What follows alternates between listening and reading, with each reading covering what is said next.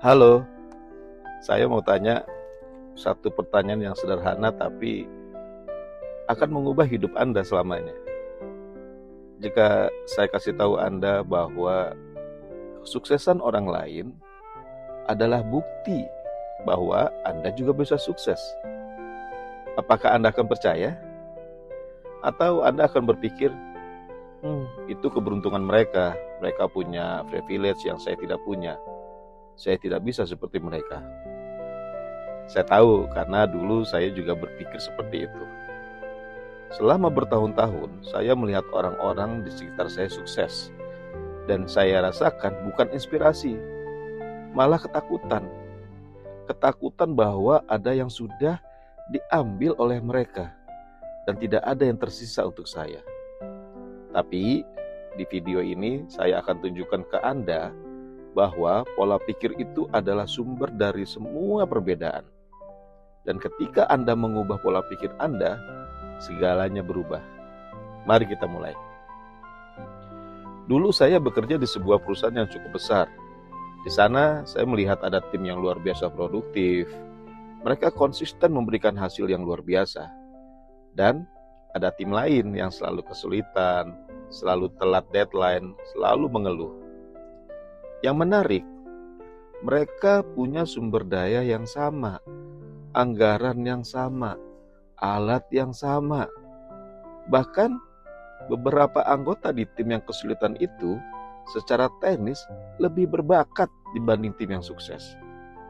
Jadi apa bedanya?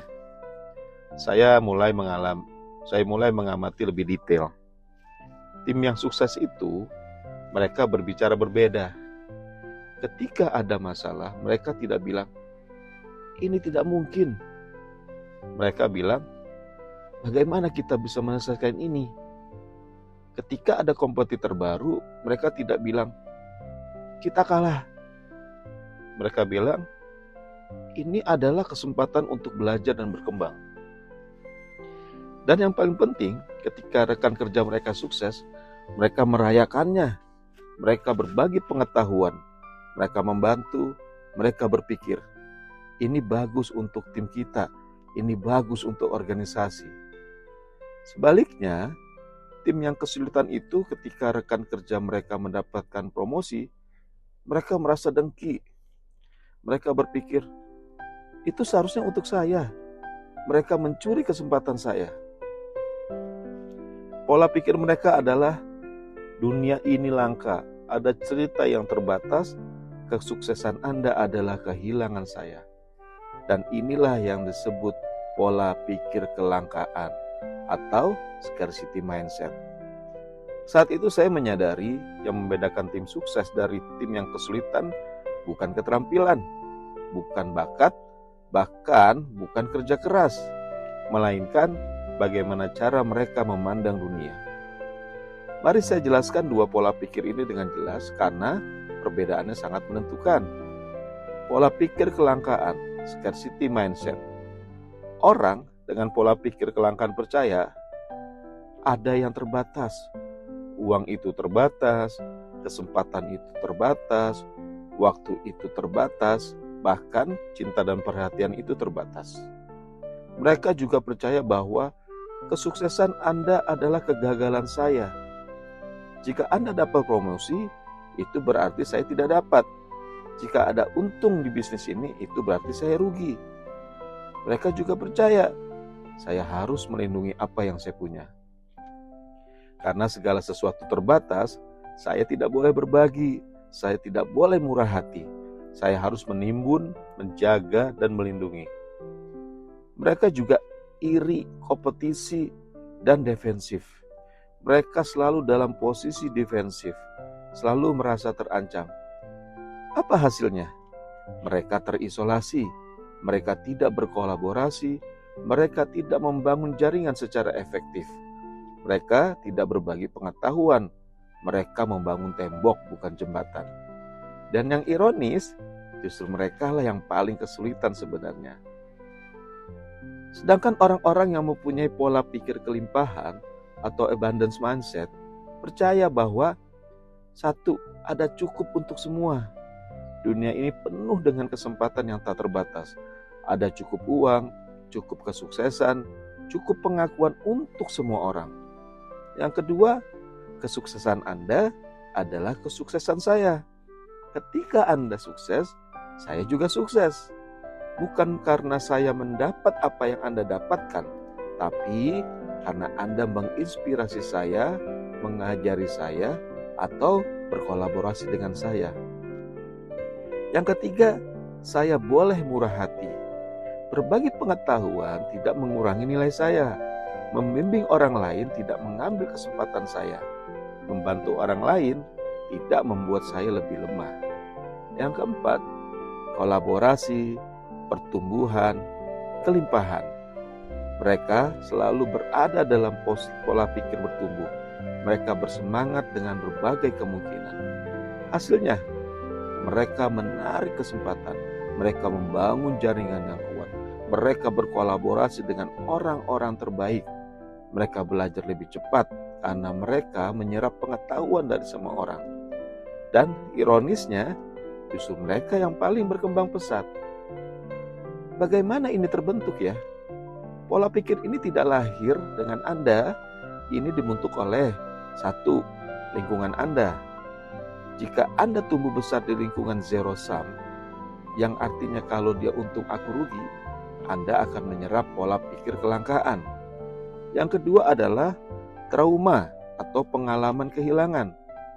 Jika Anda pernah kehilangan sesuatu yang berharga, entah itu uang, relasi, atau kesempatan, Anda mungkin mengembangkan pola pikir kelangkaan sebagai mekanisme perlindungan. Yang ketiga adalah observasi keluarga. Jika orang tua Anda selalu stres soal uang, selalu cemas, selalu dalam mode kekurangan, tentunya Anda akan mewarisi pola pikir itu. Tapi inilah kabar baiknya. Ini adalah pola yang dipelajari, bukan kenyataan yang permanen. Anda bisa melupakannya dan mempelajari yang baru. Mari saya tunjukkan Anda contoh-contoh konkret bagaimana pola pikir ini terwujud di dunia nyata. Contoh pertama, entrepreneur dan kompetitor.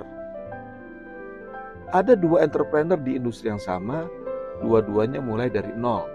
Dua-duanya punya produk yang bagus. Entrepreneur A memiliki pola pikir kelangkaan.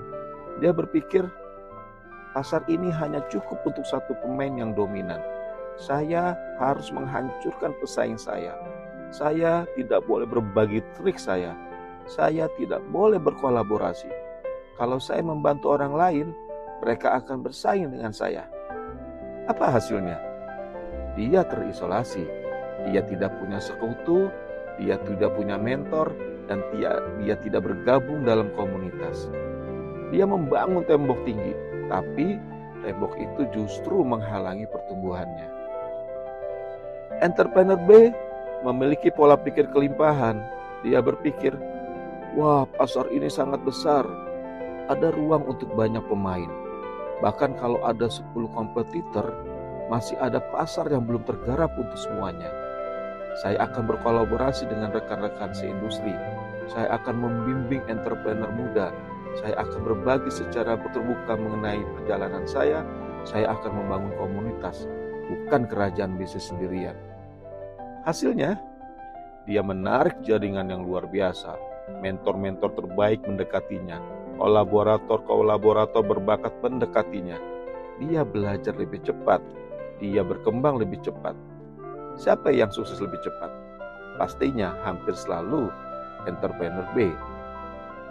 Contoh yang kedua, karyawan dan organisasi. Ada dua karyawan sama-sama berbakat. Karyawan A punya pola pikir kelangkaan. Dia berpikir, hanya ada satu promosi yang tersedia. Kalau rekan kerja saya yang dapat, saya tidak dapat. Jadi saya tidak akan membantu dia. Saya tidak akan berbagi pengetahuan. Saya bahkan tidak akan merayakan ketika dia sukses. Hasilnya, dia menjadi orang yang dihindari orang lain. Manajer menyadari dia jadi sinis. Tim tidak mempercayainya. Dia terisolasi.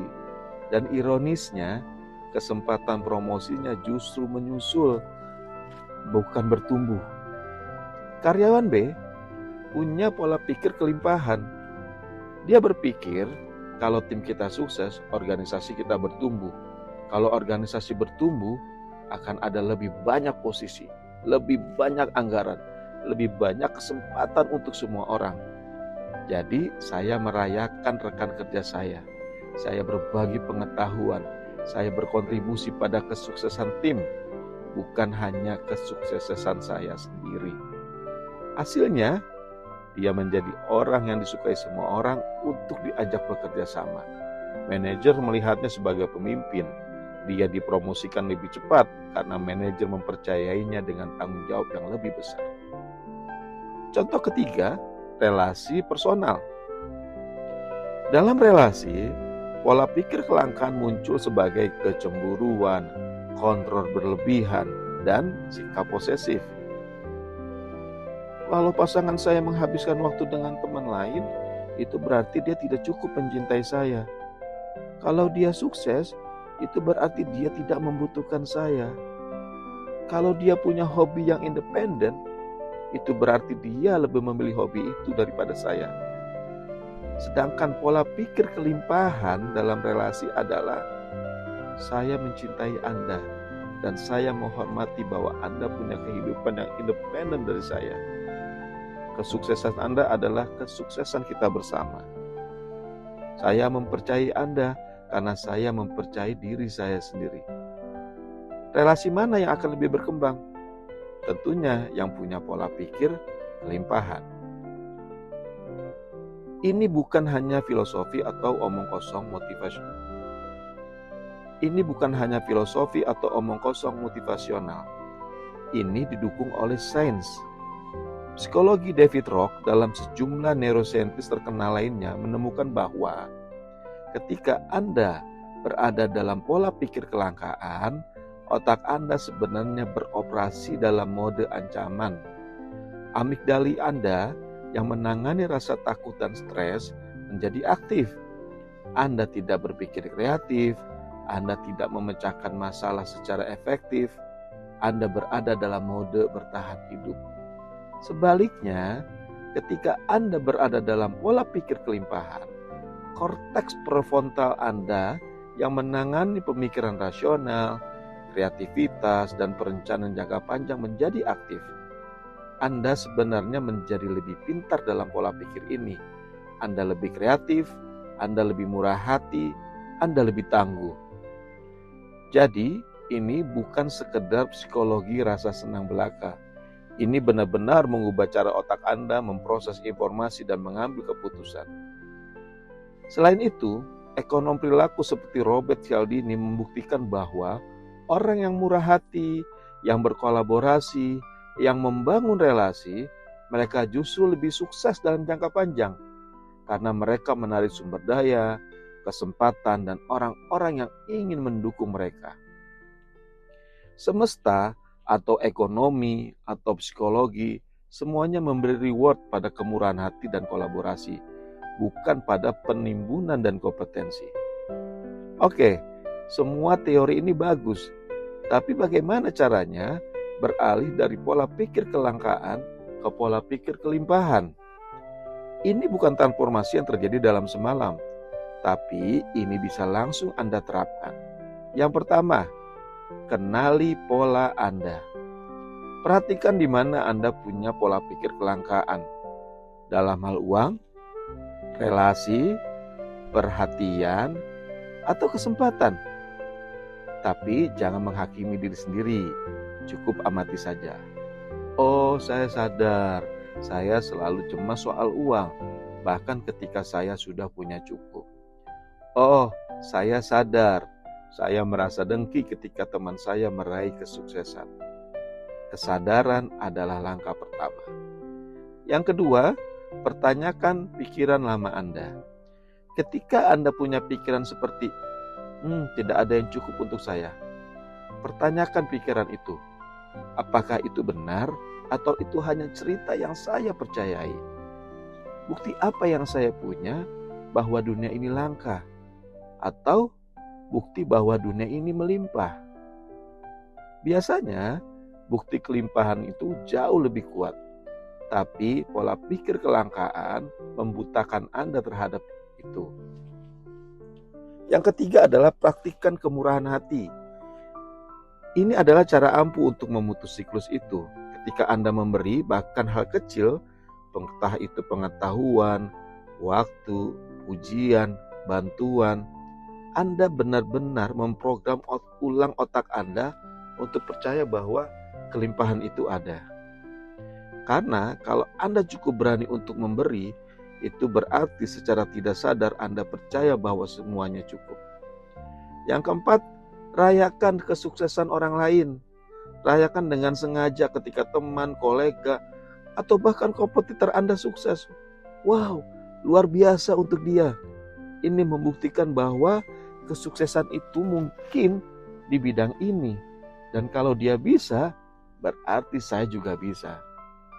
Pergeseran mental ini sangat ampuh. Yang kelima, konsumsi konten yang mendukung kelimpahan. Ini terlihat sepele, tapi penting. Kalau Anda terus-menerus mengkonsumsi konten tentang cara mengalahkan kompetisi atau cara menjadi lebih baik dari orang lain, Anda memperkuat pola pikir kelangkaan. Sebaliknya, konsumsilah konten tentang kolaborasi, pertumbuhan, kemitraan, dan bentuk ulang jalur neural Anda ke arah itu. Yang keenam, cari orang-orang dengan pola pikir kelimpahan. Habiskan waktu dengan orang yang punya pola pikir kelimpahan. Ini menular. Energi mereka, perspektif mereka, perilaku mereka, semua ini akan menular kepada Anda. Sebaliknya, kalau Anda selalu berada di sekitar orang dengan pola pikir kelangkaan, yang sinis, iri, cemas, itu juga menular. Saya mau menutup dengan ini. Pola pikir adalah fondasi dari segalanya. Bukan keterampilan, bukan bakat, bahkan bukan kerja keras.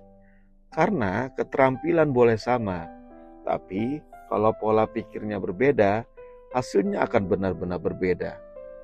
Orang dengan pola pikir kelimpahan, mereka menarik kesempatan yang lebih baik karena mereka terlihat, mudah didekati, dan kolaboratif.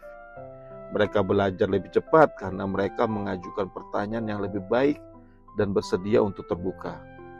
Mereka membangun jaringan yang kuat karena orang mempercayai mereka dan ingin bekerja sama dengan mereka.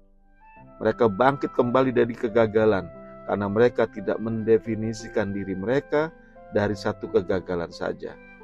Dan mereka lebih menikmati hidup karena mereka tidak terus-menerus cemas, terus-menerus bersaing, terus-menerus merasa kekurangan. Pola pikir kelimpahan bukan hanya soal kesuksesan. Ini tentang kebebasan. Kebebasan dari ketakutan, kebebasan dari rasa iri, kebebasan untuk benar-benar merayakan dan terhubung dengan orang lain. Dan begini faktanya, kalau Anda benar-benar merangkul pola pikir kelimpahan, kesuksesan itu hampir bisa dipastikan. Bukan karena semesta ini ajaib, tapi karena pola pikir ini benar-benar mengubah perilaku Anda, yang kemudian mengubah hasil Anda. Jadi hari ini, saya ingin bertanya pada Anda lagi pertanyaan yang saya ajukan di awal.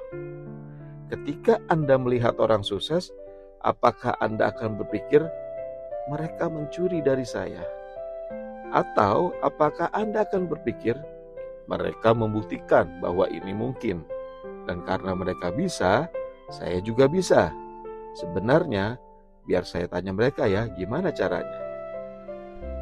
Satu pergeseran itu dari kelangkaan ke kelimpahan akan mengubah segalanya. Jadi buatlah pilihan itu hari ini. Beranilah dari kelangkaan, rangkul kelimpahan, dan saksikan bagaimana hidup Anda terbentang sama sekali berbeda dari yang sebelumnya.